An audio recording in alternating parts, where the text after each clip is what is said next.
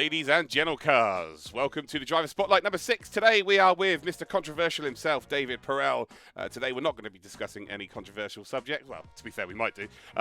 But we are just going to talk about him and his career in the sim racing world and the real racing world. How you doing, David? You all good? Yeah, awesome to be back so soon. I missed you already. Yeah, it's been a few days. We've had the backlash. Well, there's been no backlash, actually. Everyone's kind of taken on board our thoughts with the money in sim racing. I still feel like we'll have to touch on that again at some point. A few people have made some really good points in the comments of that. But yeah, today is all about you. So if you could just give us a little, I don't know, a synopsis of your career, I guess, or what you do currently. So for people who don't know who you are. Yeah, sure. So these days, my main focus is as a professional racing driver in GT3 cars and GTE. I started in karting when I was 15, raced till I was 21-ish or 23-ish, and then had to stop like most racing drivers because I ran out of cash. Built a business with my brother, but always had in the back of my mind to come back, so I was saving a lot. And then 7 years later, gave it another shot overseas in GT racing. And here I sit chatting to you. So there you go.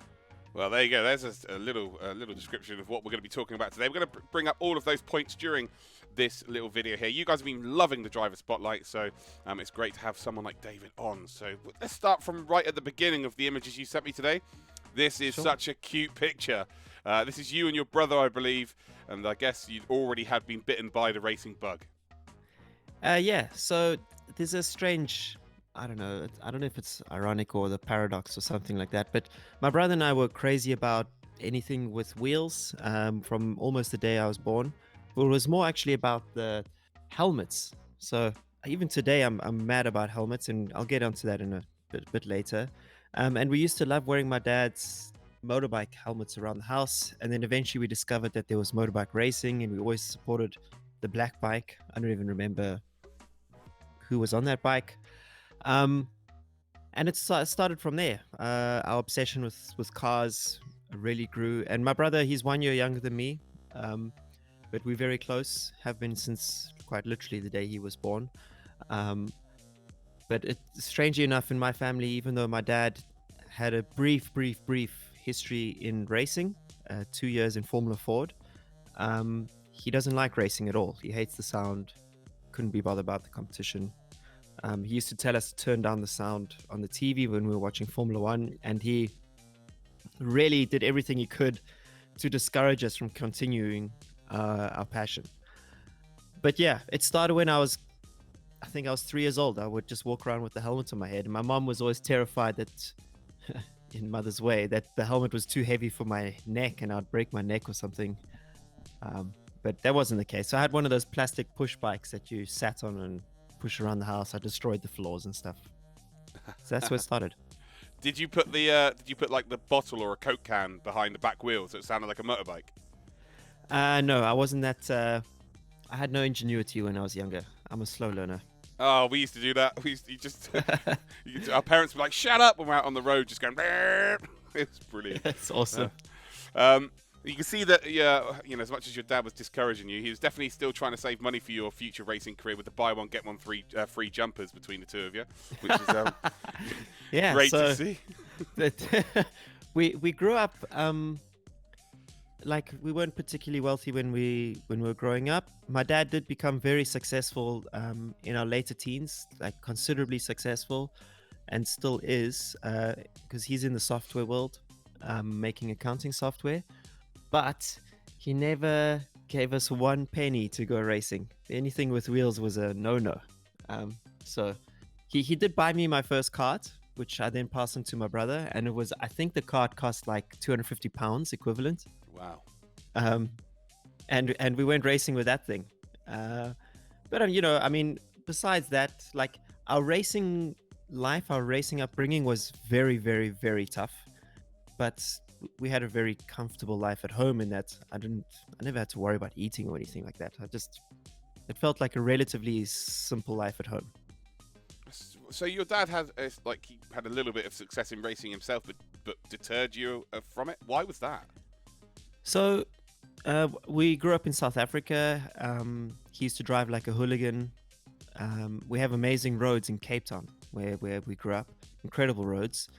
Um, and he used to drive fast around them. He knows them still to this day. He knows them backwards. And he definitely has a decent chunk of driver skill. In fact, when I'm on the roads with him and he's driving, okay, he always drives us. He never lets me drive him.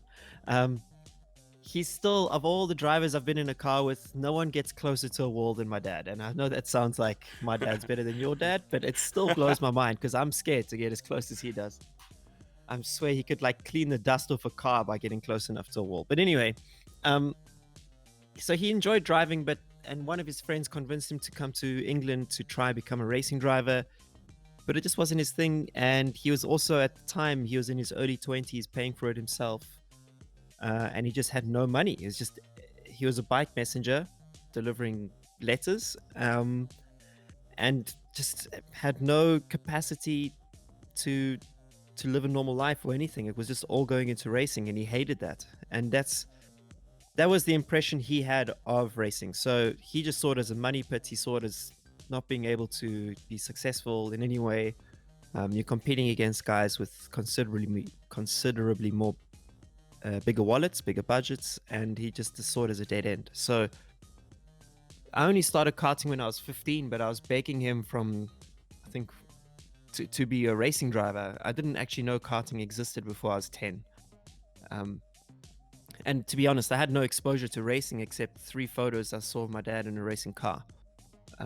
So yeah, it's still to this day when he phones me, he's like, "Oh, maybe this is your last year. You know, it will be safer if you do something else." Wow. He's Yeah. still doubling down on that now. Yeah, he's a lot more calm these days because I'm professional now, so I'm making money. And he wants his kids to have financial security.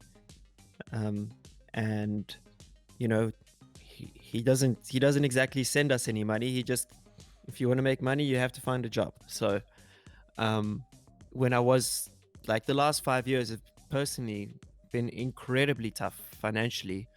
And he's just like, well, stop and get a job. You know, you've had the experience, now get on with your life. But what that taught me was invaluable. Like, I think my dad he's a hero for being so strict with me, in saying, if you want to pursue this dream, it's on you. And there were 2 times when my progression in racing in the recent years was on the limit, and he helped me out. I still have to pay back that money. I mean, I'm paying it back, but without his help in 2 specific periods in the last 5 years, I wouldn't have made it.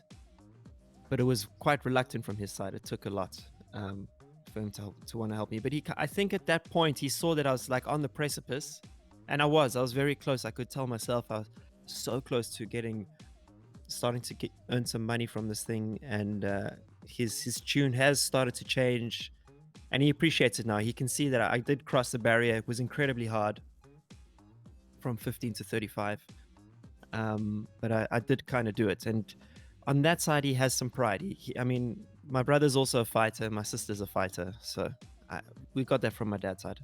The irony of this is that those 3 pictures are your inspiration to do what you do. Massive. Yeah, I still have 2 of them opposed to when it. I moved to England. Yeah. That's madness. Do you think secretly behind closed doors, like when you're successful, if he's not there live, does he go to the races live? I don't know. No. Oh, wow. He came to 1 race in Kyalami, and then he also came to a race which I did in Silverstone once, and it was a disaster. I didn't even get it out the pits because the clutch failed. Oh, well, that's not ideal. You need one of those clutches for the old car. Yeah. Do you think behind closed doors though, he's super proud and he gets as excited when you cross the line and do succeed? Well, I don't think he watches all the races on TV, but he is very proud of me. He tells us he loves golf, so I'll never forget. Like, I love golf. My brother and I, we each needed like a set of tires. We couldn't afford it for the next race. And in karting, you should actually use a set of tires a day ish, and we were using a set of tires a race. And how much were tires? 2,500 rand is about like 170 pounds or 150 pounds, something like that. I think it's 150 pounds. And we said, Dad, can you help us with a set of tires? He's like, no chance. And then like 2 weeks later, we said, Dad, can we come play golf with you? And he leapt out of his chair, and we immediately had like new golf kit, the whole deal. And he's like, let's go play golf. The next Trevor Immelman. Yeah. That's what he was hoping for. So, I can't hit a ball straight. But he tried. He tried to get us into I don't know. It is a cheaper sport, actually. It must be. But he tried to get us into a calmer sport. Fair play. That's already great insight into the beginnings from you here, David. It's great to see. We move on to a picture here now. I'm not even going to talk about the bloody slipper on the floor, but you've got yourself 3 steering wheels here as well on a desk. So obviously you started out with the karting, but you also dabbled in sim racing very early as well. Yeah, so before I was karting, I was just playing PlayStation games. And it was, I know this sounds so strange, but I had one of those, I can't remember which brand of steering wheel it was, but you kind of, it balanced underneath your legs. Like you put it, when you're sitting in a couch, you could put it between your legs and it would like sort of be secured by your legs, and then you could turn the steering wheel. And I was playing a Formula One game. And my mom, who is actually very supportive of my career, she would say to me, "Oh, I'm sure you could be quicker in real life with this." And already then I was 10 or 11. I'm like, "Oh, when I go real racing one day, no idea how or where, I'm going to use my PlayStation to learn the racing lines." So yeah, from the day I started karting, because I couldn't, the track was about an hour and a half away. My parents couldn't be bothered to take me there. And I didn't really have the money to do enough testing. I figured I'd use PlayStation. So it first started with the remote. Gran Turismo 1, I was utterly addicted to. Gran Turismo 2 started to feel less like an arcade and more like, okay, this thing's not as bouncy anymore on the suspension and stuff. But Gran Turismo 3 is when I really started to take things seriously. And those were just, I think those are the Logitech wheels in that photo. Yeah. The pedals kept breaking, so they kept sending me another whole wheel instead of fixing the pedals. So that was actually in my office when I was 20. I think I was 22 when I took that photo, 22 or 23. And there was just all the wheels I had in my office. Because already then I was running a business with my brother. Because when I stopped school, when I finished school, I didn't stop like voluntarily. My dad said, "You got to work." Yeah, I'm 33. I'd still be going today if we had the option. Really? Oh my God! School was amazing. If you look back on it, I was crying with joy when that thing was over. I was the same. I was the same. But if you look back now, 33, you've got bills to pay. You've got all sorts, like, to live that school life where you just see your friends every day. Like you're forced to see your friends every day. Like. Give me those bills any day over school. I hated it with a passion. Oh my gosh, I was so terrible. I was like a really dumb kid in school. You sound like, for the 2 times I spoke to you now, you sound really intelligent. So I find that quite strange to believe. I don't know. Maybe the school of life helped or something. But yeah. In school, I would scrape by. I was very lazy. I hated studying. I never read anything. I just played Gran Turismo. I'm not joking. That's all I did. I just tried to beat world records on Gran Turismo. And hours and hours and hours a day.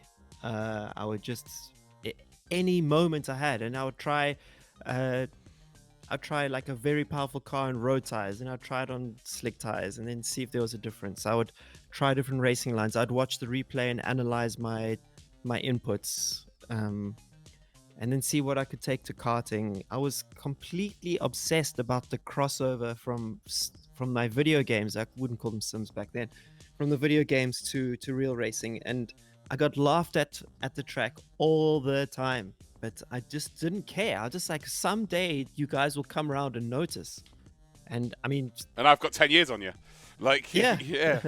And it's actually only happened in the last 3 or 4 years when it's no longer become a laughing matter that I use simulators for real racing. But yeah, from the age of from the moment I started to go to races and talk about a game called Gran Turismo, people thought it was an absolute joke. They thought I was a clown for that.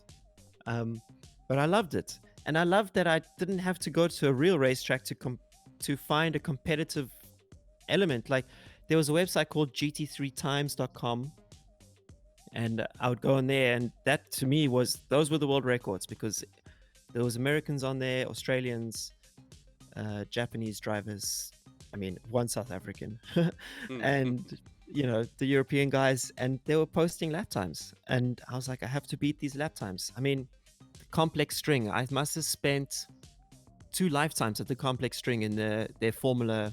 I can't remember what the Formula car was in Gran Turismo 2 or 3, trying to get the best lap. I was obsessed, completely obsessed. That's got to have helped, though, moving forward when you got to the real stuff, because that obsession never dies, right? It never leave you. Yeah. So when I did karting from 15 to 23. I think it's in those photos somewhere.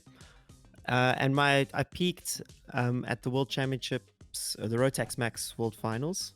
I finished 6th, but I should have won. I still regret it. I still think that if I won it, I would have hung up my helmet and been more than satisfied with my life. But after that, I ran out of the dollar bills, or briefly after that, and then just stuck to sim racing. But I'd also developed a Gran Turismo 4 website, because after this GT3 Times website, the developer of that site didn't do a version for GT4, and I still wanted to know if I was the best in GT4. So I developed it myself. And when I left school, I chose not to study. There's no ways. I still, to this day, don't know what I would have studied. And just learned how to be a programmer. So the first year I left school, I worked for my dad, but not in a traditional sense at all.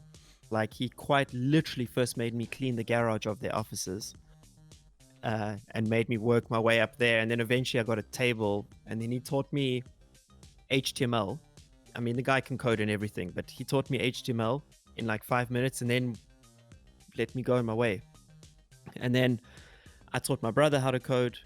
He was much better at it, so I decided to take on designing. And then when I realized that he was better at it, I said, let's start our own little thing. Because in school, our friends always used to say, you're going to have your life easy because you're just going to go work for your dad's company. And we both hated that. To this day, we hate that perception. We're like, no, we're going to do this on our own, make our own lives.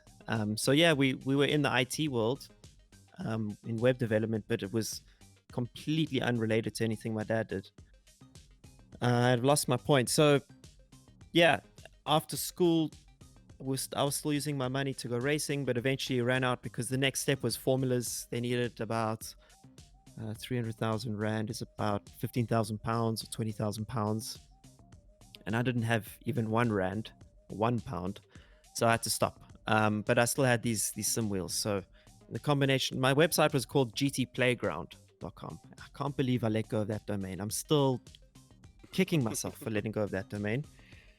So gtplayground.com was where I got my sim racing fix. You could create your own challenges. You could even have prize money and stuff. But I didn't have any clue how to monetize it besides membership. And back then, membership was just a no-go. It was a flat-out no-go.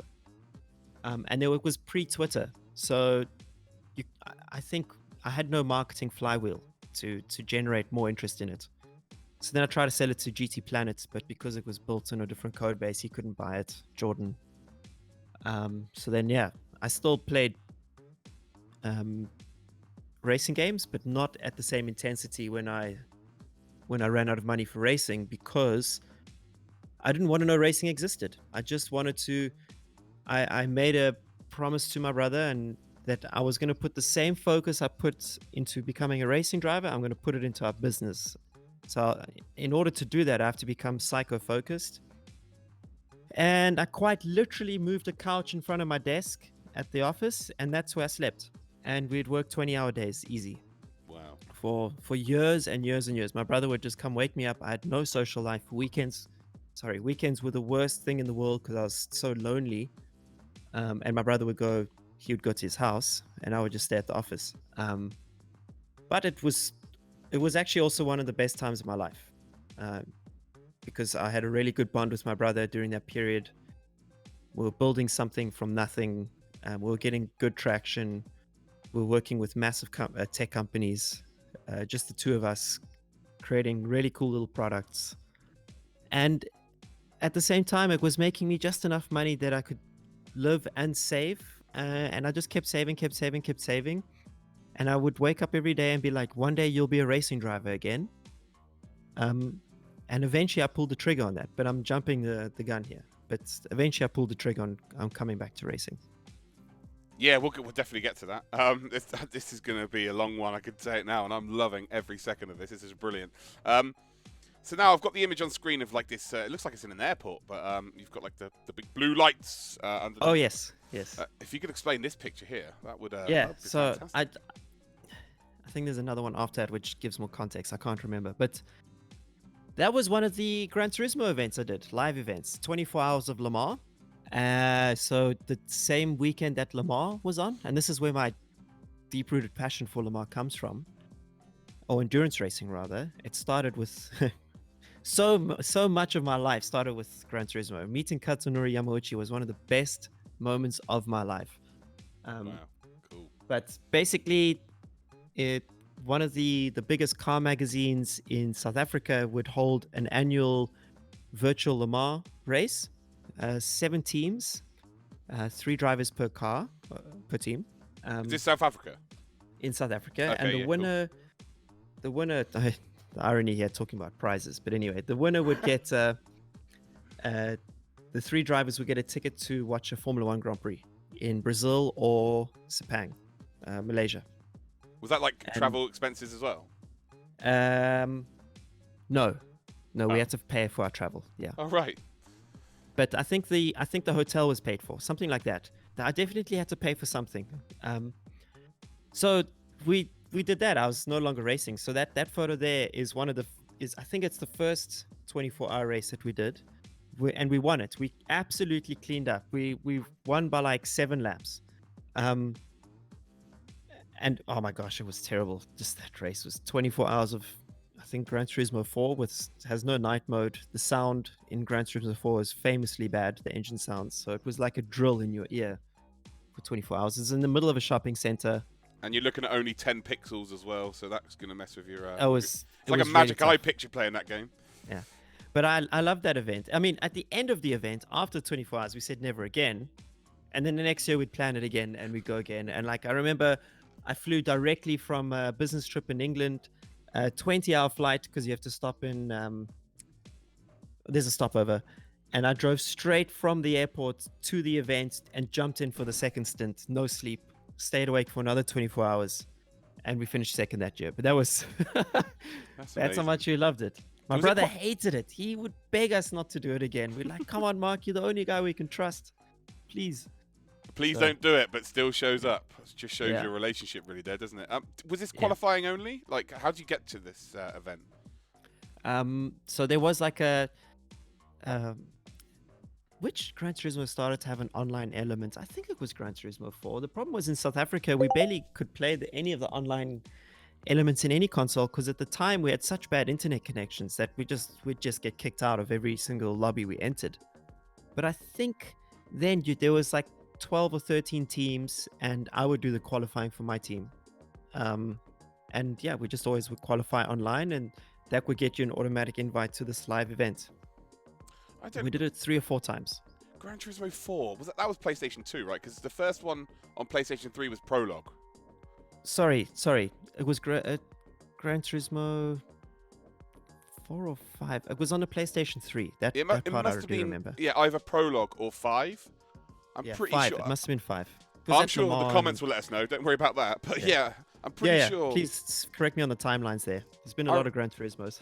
I remember buying a PlayStation 3 and I got Gran Turismo Prologue with it. So that was like I guess like what Sport is effectively. It's what Sport is, correct? Yes. Yeah. So Sport is like a prologue to 7, if you like. Although Sport's got so much bloody content now. But yeah, that must have been either Prologue or 5, I would say. Gran Turismo 5 is one of my favorite games ever. It's up there with Ridge Racer for me. Oh yeah, Ridge Racer. I tweeted about. I think I think I may have shared a tweet you shared or something. But anyway, yeah, Ridge Racer. What a classic game. Oh my gosh. Why I love that game so much is my dad's never really been a gamer. Yes. But on Christmas Eve, we would always play a game, like on our PlayStation 1 back in the day. And like, What a gent. yeah, and we completed Ridge Racer, and I remember when you completed it, you then had to do it reverse, like the tracks all reverse. Oh, epic. Yeah, so we completed it on Christmas Eve. Like the year before that, we did track and field from like I guess it would. What was the '96 Olympics? Was it Atlanta? Oof, mate, that's beyond Sydney was 2000. 96. I was only Atlanta. started thinking when I was like 20. I think it was Atlanta because in '92 it was Barcelona. But yeah, so we did track and field the year before. But like, I love racing games. But Ridge Racer was my first real experience with it. And it was, I was doing it with my dad. Like my dad didn't really game, but yeah, that's my experience with it. So yeah, but then Gran Turismo 5 came out, and like I platinumed that game. I think it's like the only game to this day that I've ever platinumed as well. Like, Really? So yeah, I just went absolutely nuts with it. My brother was the one who'd beat the games, and I would just do laps. So I never actually beat any of the games, and I still remember like all of the Metal Gear Solids. I would get to the final level, I'd just be like, this is too hard, and I've stopped all the Metal Gears. I've gotten to the final level, which is not easy on its own, and I just can't finish it. No, those games like The Last of Us. I'm a gamer. Last of Us was great. Yeah. I've never completed it because I just get not bored, but I don't know. Just consumes too much time for me. So it's very tough for me to finish any games outside of race. I don't actually race anymore. What am I talking about? The people in my racing community don't give me that opportunity anymore. I'm too busy commentating. Those bastards. Yeah. So we've now got the picture. Is this your brother? I guess it looks like Fernando Alonso from behind. But this is the same event, I'm assuming, in South Africa. Hang be a on one friend. second. It could be. I need to quickly check. For the purpose One of this conversation, let's just say it's Fernando Alonso because that's who it looks like. What color is he wearing? A blue shirt. Yes. That was my karting mentor. So because I didn't have necessarily a dad at the racetrack like everyone else did, I would have this guy called Claudio there, and he was a karting world champion. Oh no, hang on a second. Wait 1 second. Let's go through this. Fernando Alonso with the blue shirt. Yeah. Has he got grey hair? No, he's got dark hair. I need to find this. Grey I did socks. number these photos. A beanbag with red shirts on it behind him. He does look like Fernando Alonso. I'm not gonna lie. Yeah, that's my brother. That's my brother at the Yeah, GT, right. I at the thought GT so. event. Sorry, listeners. We'll edit that out. No, we won't. No, Yeah, that's I my brother definitely playing it. Yeah, he looks like Fernando. He genuinely looks like Fernando Alonso from some angles. won't. Yeah, he does. I'm not joking. So that's not uncommon for people to say that.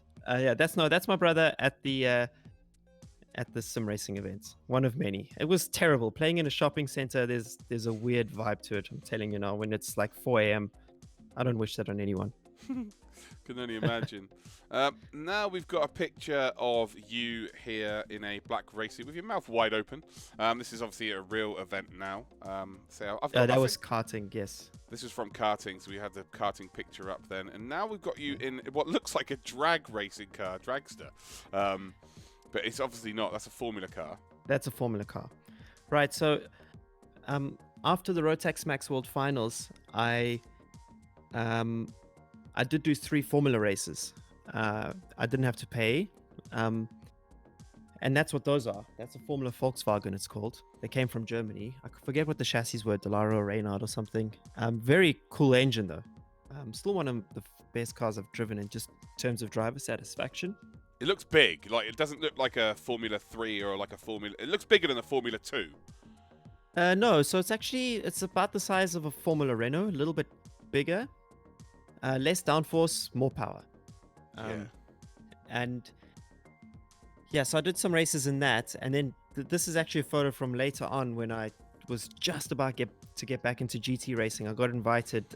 They needed someone to fill in, and I was lucky enough to get the call. So yeah, I just did one race in it. A couple of years later, it was just pretty epic. These cars had no downforce, man. I mean, if you look carefully in the background, there's a wing there, but I don't know if it's for show or not. I mean, okay, I did have a situation where the wing came off, and definitely I lost downforce. It's like a Red Bull wing. Yes, and exactly.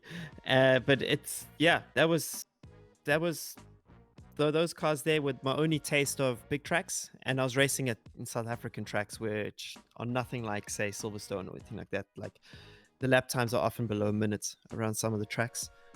But it left me with some muscle memory, so that when I came back later, I just had a sense of what it felt like, primarily to race a heavy car, because a kart is nothing. It just feels like you're an extension of your body. But a car, when you first get in a car on a racetrack with slick tires and everything, it does not feel like an extension of your body. It feels like you're carrying around a house. But luckily I had these couple of Formula races to get a feeling for. When I eventually came to GTs, I wasn't surprised as much by the weight of the car. I mean, the GT was more than double the weight of that thing. But it still wasn't as much of a shock. So what's the difference in terms of psychologically, the being in a shell with the GT cars and then driving an open wheeler with an open cockpit like this? Psychologically, how did you feel the differences were?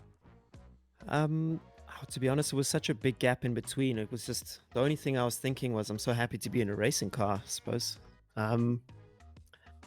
I just remember, I can tell you now, when I remember the first lap I did in a Formula car, because after karting, like trying to hustle for, because by the time I did this World Championship, like it was just time to move on. I had to move on by then. I'd spent way too long in karts, and I wanted to make a career of something. I didn't think I could get to Formula One, but I needed to cross over to a big track. I'd never tasted a big track up until I was 23, but a couple of my competitors or friends had from karting. So eventually we got this drive in this new series called Formula Volkswagen, but the organizers in their eternal wisdom said no testing for anyone. What? Yes. So the first time I drove one of these things was on the race weekend. I bet the races were a shit show.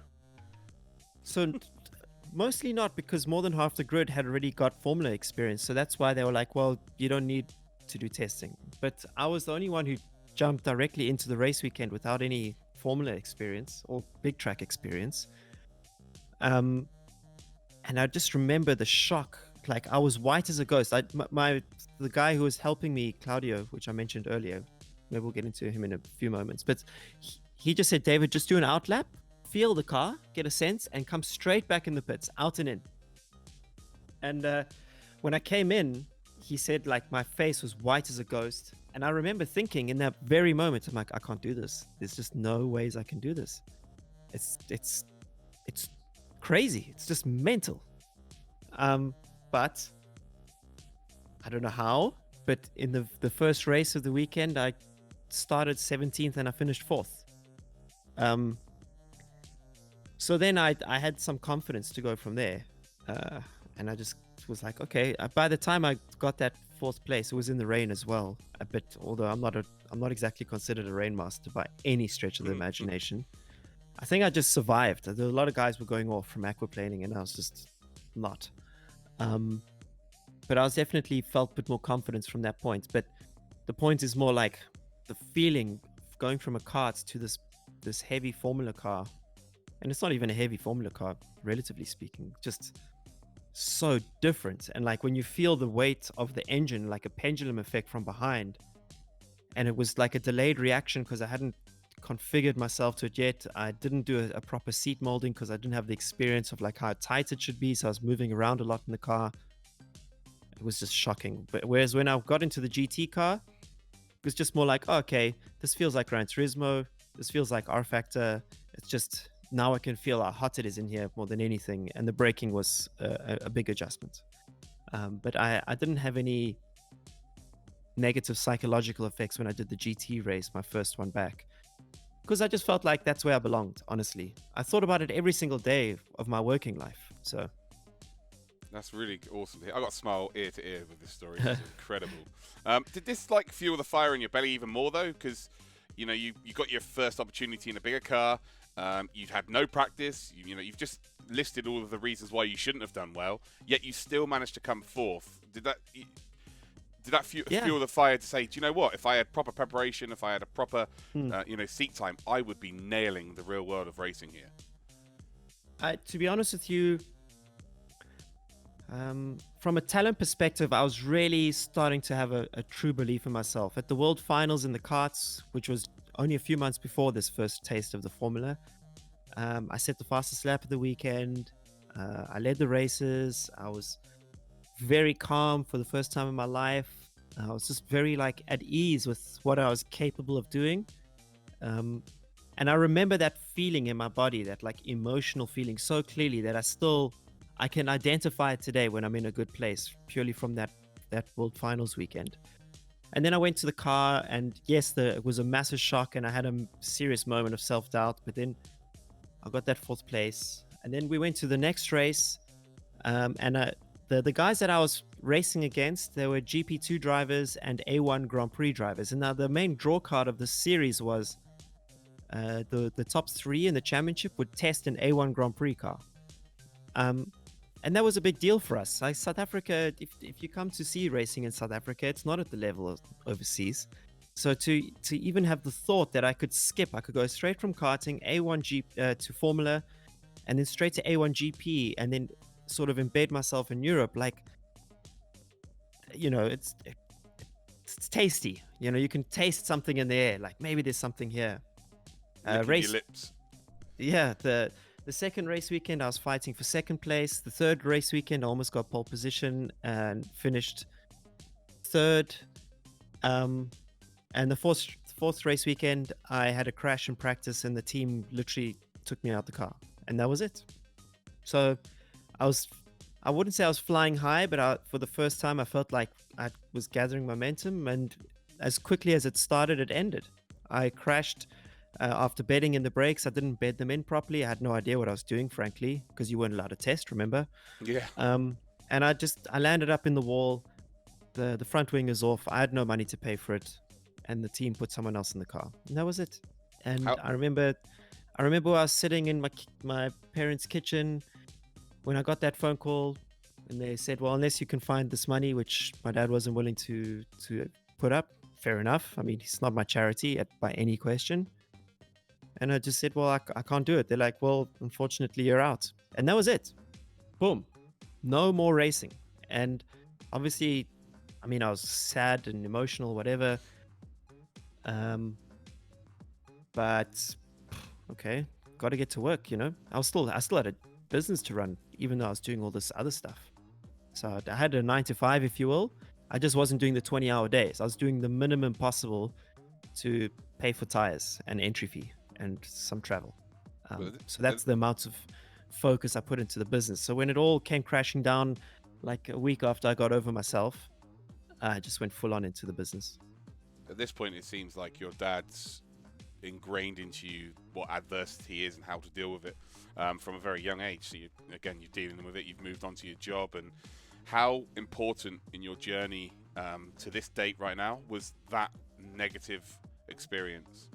Massive, because it changed my whole philosophy on how to become a racing driver. It changed absolutely everything inside me. Changed my cell makeup, because up to that I was only relying on my ability to drive fast. And I'll be straight up with everyone listening, I will still admit to this day I am not the most talented racing driver. There's tons of evidence in my history to point to that I was never the fastest. I just was hard work, grit, determination, outlasting, outthinking, using extra tools to my advantage, and not sharing that information with anyone.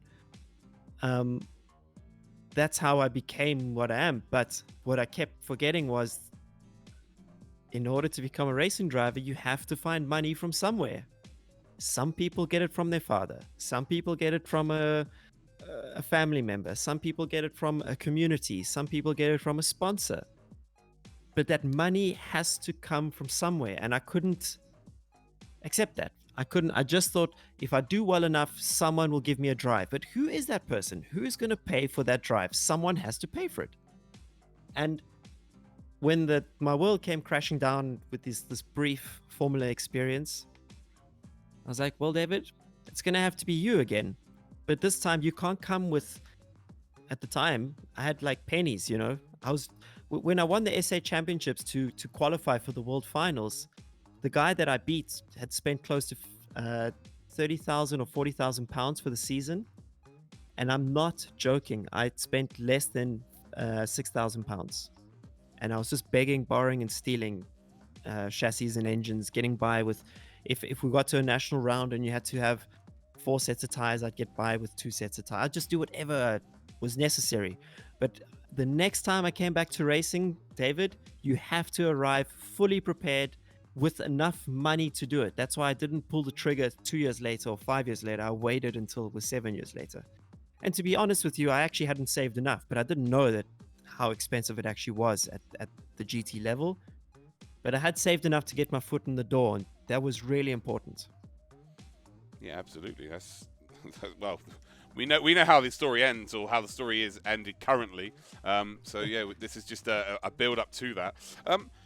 From this era, who was the best racing driver from your era, whether it be in this series here, the karts, that hasn't made it, that hasn't got to, hasn't done anything in motorsport, whether it be because of money, whether it be because they just didn't bother in the end?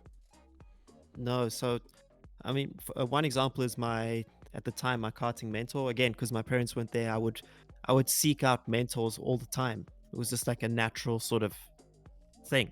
So there was a guy called Claudio Piazzamuso. Still to this day, I don't speak to him daily, but I speak to him a lot. He himself was an incredible racing driver, very, very talented, and especially in karting, like, wow, man, so smooth, just utterly silky smooth driver, and an incredible problem solver, incredibly patient. Like, he has really, honestly, an amazing racing brain, which I strive to acquire myself one day. And he never made it because he had the attitude of, you rely on your talent and your talent will get you far enough. So he's one prime example. And he was also a karting world champion. So the reason why I took this Rotax thing so seriously was Claudio had won it. David, you're his protege, you have to try win it. And he didn't necessarily, he couldn't afford to help me out financially. He would just be there for support. But then guys I competed with directly, there was one guy called Wesley Orr. He's a 4 times karting world champion. Did not have the physique that you typically see in a kart to be fast.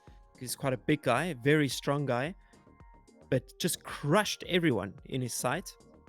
He taught me a lot about being aggressive on the racetrack and pushing the limits, doing moves which Marshall cannot see, which maybe puts other guy in the grass, but it doesn't matter because I won.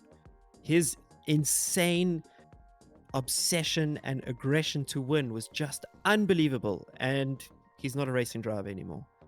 And then there was another guy who I still chat to quite a lot, Christiana Megara. I think he's a 5 times karting world champion, also South African.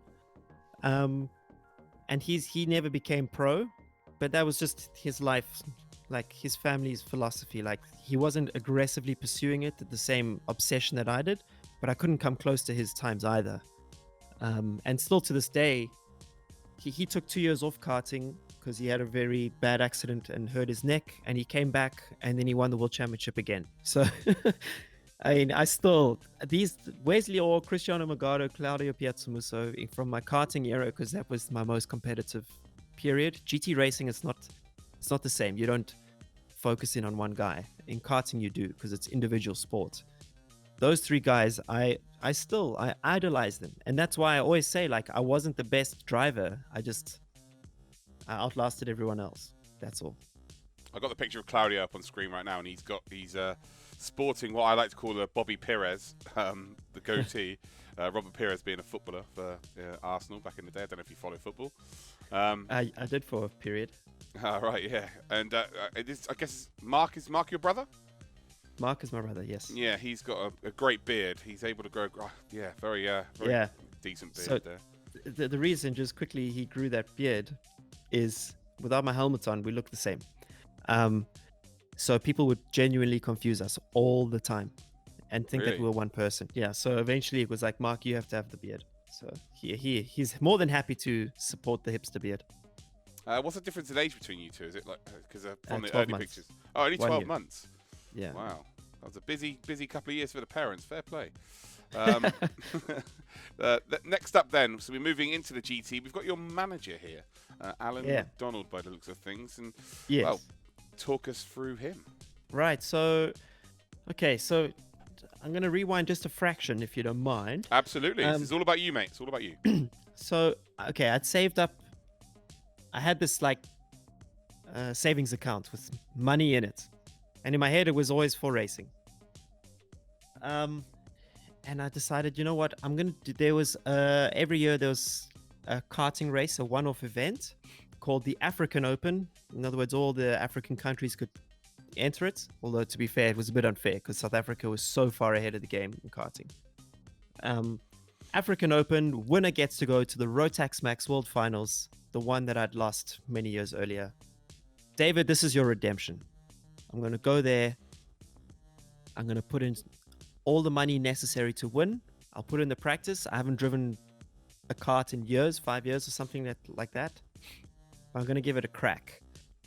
And so it was in another part of the country. I contacted a team that was based at that racetrack where I knew the finals would be. I said, can you rent me a kart and an engine? How much will it cost? And I need to do 1 month of testing before the race. So every weekend after work on Friday, I'd fly to this place across the country, do my laps, come back on Sunday. And I did that for 4 weeks and then got to the African Open. Was fast, and then in the pre-final, which determines the grid for the final, I had an issue with my carburetor, didn't get to, so I finished last. Well, I didn't even start the race. So in the final, started last and finished second, and there was 32 karts on that grid, and I was like, holy shit, David, you still, it just takes practice. The muscle memory is still there. Like, something's going, something's up here. And up until that point, I wouldn't even visit motorsport racing websites because I was so scared of getting the bug again. But I was at a point now where I was having so much fun at work that I thought I could get away with doing some racing per year, like a gentleman driver. But a gentleman driver which takes it obsessively serious in the moments. And then after that race, I parked everything, got back to work, boom, boom, boom. And the following year, it got close to this African Open event, did the same thing again, finished second again. Again, in the pre-final, I didn't even finish the race. So anyway, another fight back from the rear. And I wish, I had GoPros on the karts for both of those, and I can't find them. I can't find the footage. I'd love to do an onboard story of those races. Okay, so I kind of satisfied my need, if you will, to prove that I still had some talent. But I still wasn't dreaming big enough, to be honest with you. So I had some money left in the bank to buy like a really old secondhand Ferrari that I could afford to pay off for 1 year. Incredibly reckless, like a total waste of this money. There is no such thing as a cheap secondhand Ferrari. Let's get that straight off the bat. Okay, so obviously we're talking in relative terms, but yeah. But even still, like this thing was cheaper than a secondhand R8. You've not got the Auto Trader for this, let's be honest, This is not...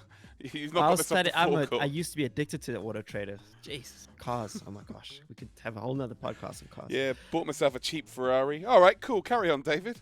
So, yeah, well, it was one of those like, does it run? But it has a Ferrari badge. I've been obsessed with Ferrari my whole life. I'm sorry, I can't stop laughing. Yeah, but the point is more that I wouldn't be able to own it for long, like a couple of months. I wouldn't buy it cash up front. You'd just pay it off, And it would have been a total waste of the money because after a couple of months, or let's say 6 months rather, I'd have to give it back. So, my brother's like, David, why don't you try to race overseas? Just do one race. And I was like, I don't even know where to start. And I parked that idea. It was like, forgot about it. And I forgot about the Ferrari too. And then I'm sitting on my couch and I'm watching Le Mans 24 hour. I watch it every year on my own for 24 hours at least. Everyone else falls asleep. And I remember it was like midnight at the race or whatever.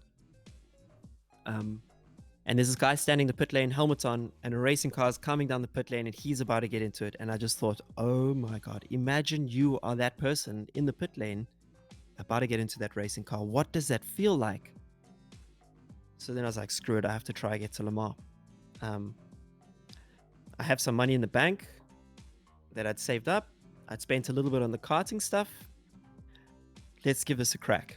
Where do you start? No idea. Okay, let's download the entry list and let's Google all the teams. Okay, cool. So I downloaded entry list, got the contact details for every single team on the grid, called every single one.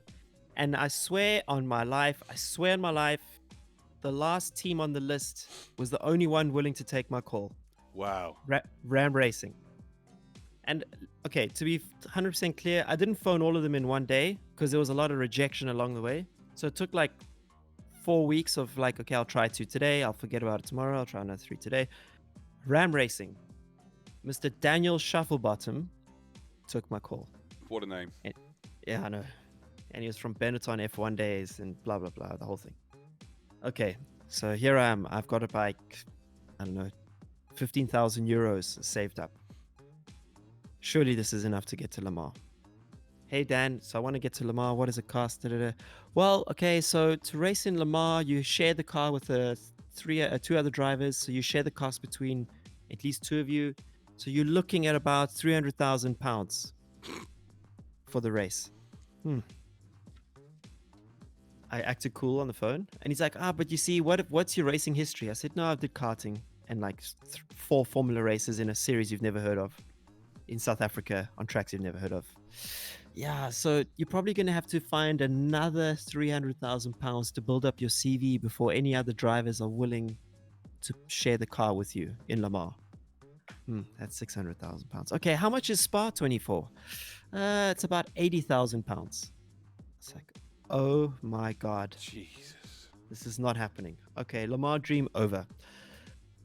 But I'm like, no, I have to keep going. Maybe, he says, look, maybe don't do one of those things. Do like a cup race. Do like Lamborghini Super Trofeo. Do Ferrari Challenge, Porsche Cup. Like, first try there. Now, bear in mind, there's not a single website in the world which points you in the right direction for this stuff. There is no how-to. There's no step 1, do X, contact these teams, look at this championship, this is more affordable than that one. Nothing. It is a total black hole. And a guy from South Africa who's about to turn 30 with what he thought was a lot of money, it turns out to be no money in racing terms. No one's going to take your call. I had no idea where to start. I thought my mentor Claudio from karting, I thought he'd have some connections. He didn't. But he had this guy, that photo, Alan McDonald. And Alan had moved to the UK many years earlier, and he was the only connection Claudio had. And after I had run into a million dead ends on my own, Claudio said, okay, I'm going to contact Alan. And Alan didn't have a great reputation in South Africa. I don't know why.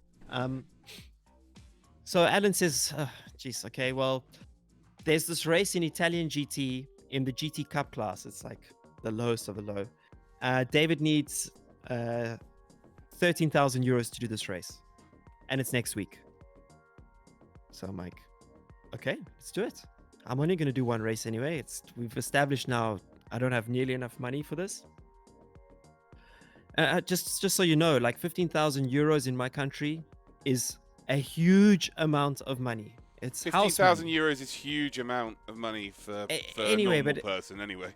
I know, but it's like 10x what I've experienced having now lived in the UK and traveled to Europe and spent my time with various people.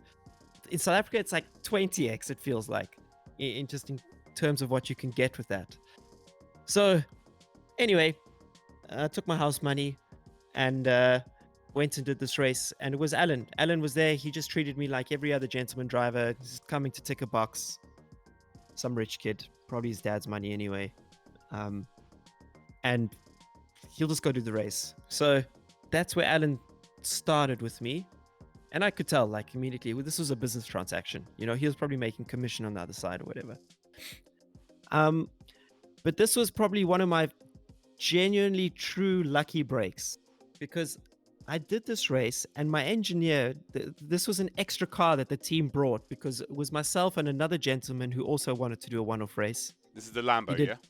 a Lambo, a yellow Yeah. Lamborghini. Got the picture on screen now. Boom. Okay, it's a Super Trofeo Spec Gallardo. Not a GT3 car. In fact, I was so like gung-ho with this thing, I thought I was getting a GT3 car for this race, and I didn't even ask questions. I just arrived there, I saw a Gallardo, recognized it wasn't a GT3, and said, okay, well, I'll drive that thing. And it was at Imola, and it just so happened that my engineer was this incredibly experienced guy called Gianfranco, who'd worked with Montoya, Tom Christensen, you name it. He had like the Bible of drivers, on his laptop. He ran a Formula 2 or GP2 team at the time or previously. So he knew what a good driver looked like. And he just happened to be my engineer. Pure luck, pure luck. And I almost finished on the podium in my first GT race in Italian GT. And I adapted to the ABS and all those things. And he's like, so after the race weekend, we're having dinner. And he says, okay, so now what? I said, well, now I go back to my normal life. I do my work. And he said, well, you're good enough to become a professional. And that was it. That's where the slippery slope began. It wasn't actually Lamar. It wasn't cold calling the teams. It was the words out of Gianfranco's mouth that set me on a path. And he said, if any opportunities come up, I'm going to give you a call. And I was like, I've heard this a million times in my life. So I went home and just carried on with my life. And 2 months later, Gianfranco called. And he said, come race in Malaysia in the Lamborghini Super Trofeo World Finals. Oh, wow. And your teammate is going to be a driver called Mirko Bortolotti, ex-Formula 1 test driver. And blah, blah, blah. And I was like, this is, sorry for my language, this is bullshit, man. Like, I've been slaving away as a as an interface designer and programmer for the last 7 years. Like, you don't just pick up the phone, like do a random race in Italy, and now suddenly you're at the World Finals for Super Trofeo. It doesn't work that way. That's not how my life has worked up until this point. It's only been hard graft. But it was true. So I went to the World Finals. And we were leading the race. And then it was my turn to get in the car. Pit stop, driver change, boom, boom, boom. And left the pits, turn 1, turn 2, turn 3, Sepang. Going up to turn 4, 90 degree, got on the brakes. And I swear on my life, it was like pushing a clutch. That's how little brakes I had. Into the wall, bang, break my leg. Climb out the car. Car is like completely destroyed. Team says to me, you cracked under pressure. You didn't know what you were doing, obviously, because you're an amateur, but you will never race again. Go stand in the corner. Don't talk to the team. And if you want, you can fly home early. And I literally, that was probably like that was lower than the day when I lost my drive in the Formula car. Because I kind of knew in the Formula car, I'm like, I'm never going to find the money to pay back the first 4 races, which my then not manager, but the guy who was helping me had promised to do. Like, I just knew that was a ticking time bomb. This was like, just cut me so deep, because I was like, it was like I was just suddenly at the World Finals because I did a good job in this Italian race. And now the guy said, you do not have the temperament. You're not good enough to be a racing driver. You'll never be a racing driver. Stand in the corner there, and if you want to fly home early. And to make matters worse, the brake on my leg was just a crack. So I just felt very bruised, very sore, but you couldn't actually see anything if you looked at it from the outside. I didn't have crutches. I limped carrying my bag through the airport. Got home to South Africa. This was so low. But eventually, the team that told me you will never be a racing driver again called me 3 months later. Could we just rewind just a little bit? Sure. So when you got to Imola, I just want to get your thoughts on everything. So you've just gone from racing just in South Africa to then Imola in what would be, in your own words there, like the lowest class, the lowest form of this sort of racing. GT, yes. But with the names that you have been thrown at you of your engineer, who he's been involved with, you're at Imola for Christ's sake. Like, Yes. This is the lowest form in European racing or in like World GT racing, let's say. But Yes. how much of a jump is that still from like where you'd been? That's like it just the way It's you've huge. explained it. Like I don't know how you got over all of those variables to actually then go and race the car. So, mate, I swear my life, it's just because I thought about it all the time. I would watch again because I had. I mean, we can talk about like driving technique and stuff in a bit, but because I had this muscle memory baked into me from just doing these four single seater races, like I just had a vague when I watched an onboard video of anything, I just had a vague idea of what it must feel like, and I just again also my karting guy Claudio, because he taught me so much. He taught me how to remain calm and the approach you have to take to racing. When I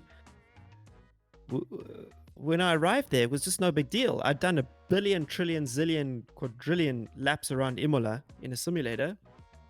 I can't remember which of them had the best model for the curbing and stuff, but it felt like within 3 laps, I was like, I've been around here a few times. The gradients and everything felt the same. It was just adapting to the intense heat in the car, the claustrophobia, because you're strapped in, harness device, helmet's touching the roll cage, your head's like slightly tilted because of that. Very safe. And the aggression of the other drivers, because they just didn't seem to care if they crashed a 200,000 or 400,000 euro car. I couldn't wrap my head around that. Yeah, I don't know. It just felt like I'd been there my whole life. It really did, and I attribute that feeling to what I experienced with simulators, with Gran Turismo and stuff. Whenever I played a racing game, I just like my mother's side is all very creative, professional artists and stuff, and my mind is quite vivid, and I just had such a clear picture of what it would feel like, and it felt like that. I mean, I'm not trying to play it down or anything. I've seen other drivers struggle more. I've seen other drivers do even better, but it felt good. I knew exactly that this is exactly where I belong in my soul. This is what I felt, whether I was right or wrong is a different story, but that's how I felt. I'm like, David, you've been working every single day. You woke up on that couch, looked up at the ceiling, said, why are you waking up on a couch in an office when you should be waking up at a racetrack? And when I did it, it just felt right. This is your story, man. You tell us how you felt. No one can tell you how you felt. That is for certain. So yeah, like I guess in my head, this is how I take this. Because the more famous tracks in Europe are obviously in racing games, whereas the South African tracks aren't. So it's actually you're more at home racing on tracks that you've never been on before because they've been in so many games. Whereas learning a new track in South Africa was a lot more difficult, which 100%. Makes complete sense. Anyway, back to you've got this phone call after 3 months. Sorry, I had to get you. I just wanted to know what you were feeling when you finally got to Imola. Like Imola for me is like one of many meccas for motorsport. Of course, it's home to one of the most famous incidents, unfortunately, as well, which is but it adds to the legend. Of course it does. So yeah, I just really wanted to get your take on it. So again, I apologize to anyone watching. I had to get that for myself more than anything. But yeah, no worries, mate. It was one of my requirements. I had to race it in either Ferrari or Lamborghini, and it had to be at either Monza, Imola, Silverstone, or Sebring. That was just my list to Alan McDonald, who went on to really help me. It's not a bad track list, really, is it? If we're being honest. So yeah, they finally called you after 3 months. Then back to this. Sorry, what the story you were telling, which was a big surprise, of course, because they told you, "Oh, you're never going to make a racing driver," which again was probably one of the worst things you could hear, because there's actually people who you respected of knowing the racing industry. They've been around some of the big dogs in the racing world, so you take that as gospel, and then they do a complete Yui on you. They did a Yui on me, and it was actually that same Gianfranco who he told me, you don't, in fact, I suppose his words hurt the most. He's like, I overestimated what you're capable of. So I was like, whoa, brother, that's deep. But anyway, So this team, Bonaldi Motorsport, called me 3 months later. Okay, turns out you really did have brake failure. Lamborghini did a massive analysis. Something to do with the brake pipes overheating in Sepang because we didn't have brake cooling. Blah, blah, blah. Do you want to race with us in Italian GT, the GT Cup that I'd done that first race as in 2014? The first race in the yellow Lambo was in GT Cup. Do you want to do a full championship there? The price is 100,000 euros. Okay, well, in theory, I'd love to do it. I just don't have 100,000 euros. So how is David going to come up with 100,000 euros? So I say on the phone, sure, Alan, because Alan was talking with him. I'm in. Sends me the contract. I sign it. Okay, so now this is where reckless Dave kicks in. And this is where I start to nuclear bomb my entire life. Seriously. So all the other stuff was like all fun and games, like that karting race, African Open. I can still live a normal life. I don't have big responsibilities. I don't have kids or anything. Don't have a wife. So, I can do all that. I can do this GT race. I'd saved all the money. That money was never going to be touched for anything else but racing. Thank God I didn't buy that freaking Ferrari 2 or 3 months. But now we are approaching something very different. Now it's like, okay, this is a full season. This is 6 or 7 races in Italy. It's 100,000 euros. If you crash the car, you need to pay for it. You've already spent all your money actually in the last 2 races. The one in Italy and then the little bit of money I had to find for the one in the World Finals. So where do I find this money? Okay, I know what I'll do. I'm going to sell a portion of my company, which I've been building for X amount of years. So it just so happened at the time, someone was already interested in buying a share of our company, but it had nothing to do with the racing. And Mark and I never really wanted to have a business partner, but we figured, what the hell, this guy's an industry expert. Like, we want him in our company anyway.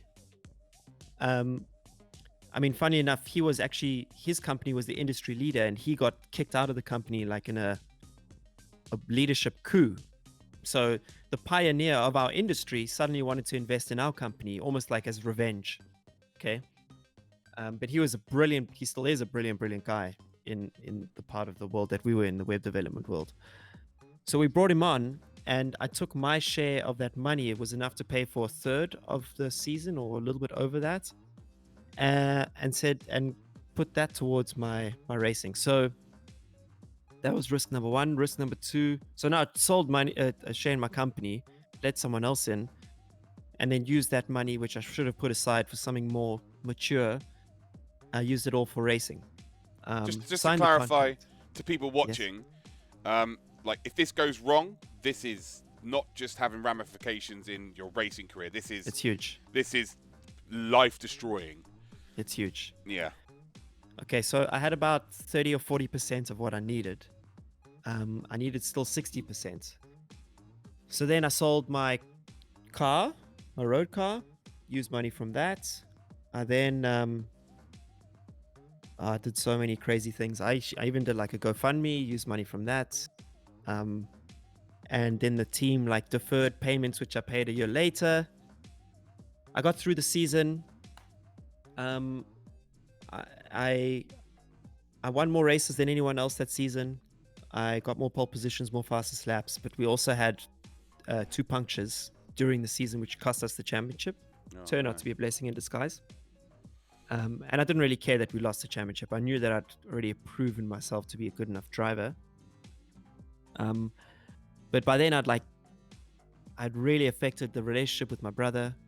Because I was never at work. I was always overseas. I mean, the one time, because it was a back-to-back, effectively, it was a back-to-back race with a week in between. So it was, I think, a race in Imola, and then a week off, and then a race in Mugello. Now, to fly back to South Africa is, first of all, very expensive. And it takes 20 hours both ways for the flight. So it just made more sense to stay in Europe. So I did those 2 races. I was away for 3 weeks, came back. As I got off the plane, turned on my phone, the team said, come race at Spa. And I literally went back to my house via the office to say hi to my brother. Back to the house, put my dirty clothes in the wash, new clothes in the bag, went back to the airport, got on another plane, back to Europe. Jesus. Yeah, and by that point, it was like, because no one around us, I had an understanding of what it takes, but my brother didn't. This isn't his dream. This wasn't my girlfriend's dream at the time. This certainly wasn't my father's idea of what his son should be doing. Everyone around me was like, "Are you out of your effing mind? You've sold your company, you sold your car, you sold you sold everything you own." At that point, I sold even my PlayStation. So I wasn't even doing sim laps at the time. Oh, you didn't do that. Everything. Oh, man. How else was I going to pay for €1,000 I can flight? understand a company, but a PlayStation, you are taking the piss. Everything. You know, actually, that's what I tell people when they mail me they want to become a racing driver. My first question is, are you willing to sell your PlayStation, not your car? Makes sense. Yeah, like to a 14-year-old, that's everything, man. Like, you've begged your parents, they finally cracked, they got you a PlayStation. Okay, now sell it to go racing. I don't know. You Okay, also well, know that that's now probably one of the most important tools as well. Yeah, but I had to sell everything. I Yeah. truly had to sell everything. But I made it work. As you said last time, are you willing to sell your dog? Yeah, that's, I mean, woe is me, poor Dave. Like, trust me, I've been okay. Okay, it's just I chose a tough route. I didn't have to choose this route, and that's a big difference. Some people don't have the choice. I had the choice, so I'm very lucky in that regard. But this is kind of where my tweets came from, in context. It's just like, cry me a river if you don't get what you want. Like, you still have to keep fighting if you want it bad enough. So that was year one of like proper GT racing. I impressed the team enough, blah, blah, blah. But the following year, I started to find more money. And that was the second lucky break. So first lucky break was Gianfranco. Second lucky break was the following. In David's wisdom, because my first our tech company was built off the back of a video blog called From the Couch, I figured I'll do the same for real racing. I'll make a vlog.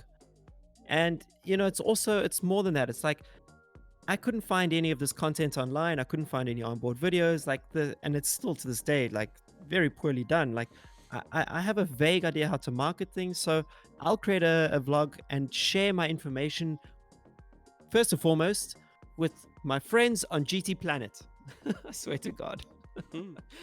So I would make these vlogs, and then the following season, I didn't get many views. You can go see those vlogs on my YouTube. They have like 1,000 views, 2,000 views 5 years later. So I'm not a very big YouTuber. This is all relatively new to me. I understand that. It's fine. Yeah. So it just takes forever to build an audience of anything. But there was this one guy. I mean, this is so random. Guys, this is so random. Okay. So I've now finished the year in Italian GT. I've now sold everything. I'm running out of things to sell here, Borderline sell the girlfriend or something. I don't know. I've pissed off everyone around me, so they're not willing to help me either. But now, for the next season, I need to find 150,000 euros. Where's that coming from? I swear my life, I get a message via Instagram, a DM. Hey, bro, I want to start a racing team. Contact me. I'm like, who's this guy? Freak. Not going to reply. Did it include nudes?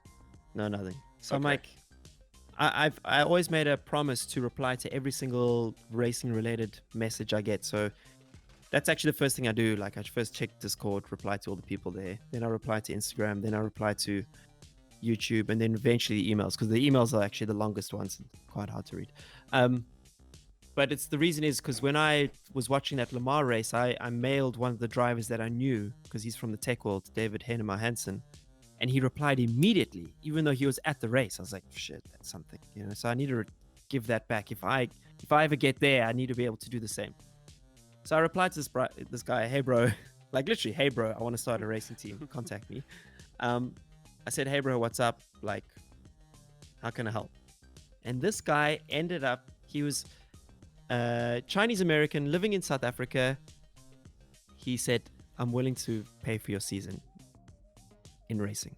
I was like, what? This can't be true. And I mean, when I got to his house, it was just like, he had a collection of white supercars, like, from every brand. It was, and I'm 100% convinced, knowing him well now, he parked them outside on purpose to like make a point. So it was like a McLaren at the time 650S, 458 Speciale with the white car, blue stripes. He had a Lamborghini Huracan, and like a whole bunch of other ones. I can't remember. Those are the standouts for me. You shake his hand and you instantly, can we please be best friends? Yeah, and he wasn't much older than me either. And it was super awkward at the beginning, but eventually, like, he genuinely, he didn't actually pay for my whole season, because then, like, things really hit the fan in the second year of racing.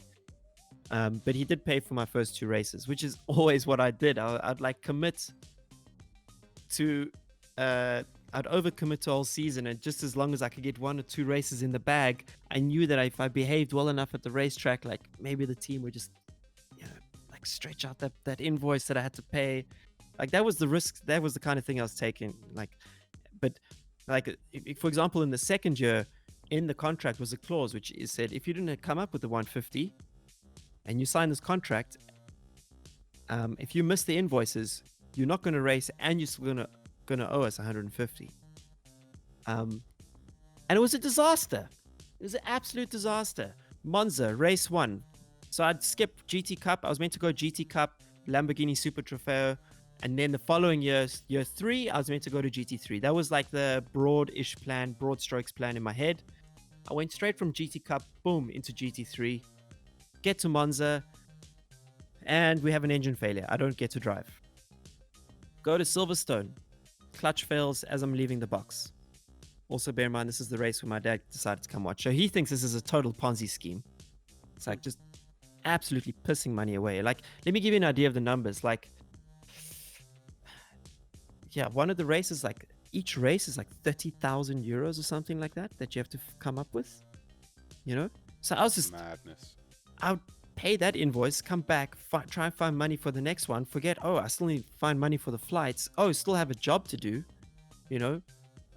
so put in the hours there, and just was wired with stress, wired with stress. Like, my brother just, by then, the fallout between myself and my brother, like, my brother's business partner was just no longer there.